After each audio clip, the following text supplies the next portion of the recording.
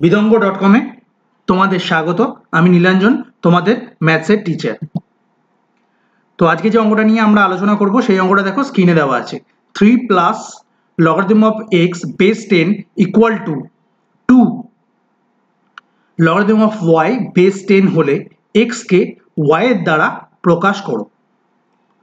লিখে নেওয়া যাক অঙ্কটা। 3 plus logarithm of x base 10 equal to 2 logarithm of y base 10। তাহলে 3 equal to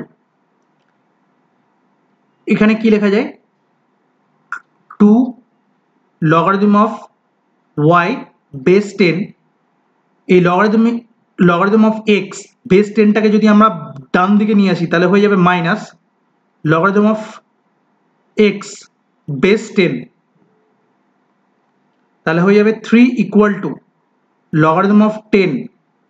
এই 2টা কি হয়ে যাবে y square minus logarithm of x base 10। তাহলে এখান থেকে কি লেখা যায় 3 equal to logarithm of 10 মানে base 10 y square by x। কারণ কি আমরা জানি যে log a minus log b equal to log a by b। তাহলে এখান থেকে আমরা কি লিখতে পারি যে y square divided by x equal to 10 to the power 3 বা 10 কিউব। তাহলে এখান থেকে লেখা যায় y square divided by x 10 cube মানে কত হচ্ছে 1000। তাহলে x কত হবে x equal to y square divided by 1000।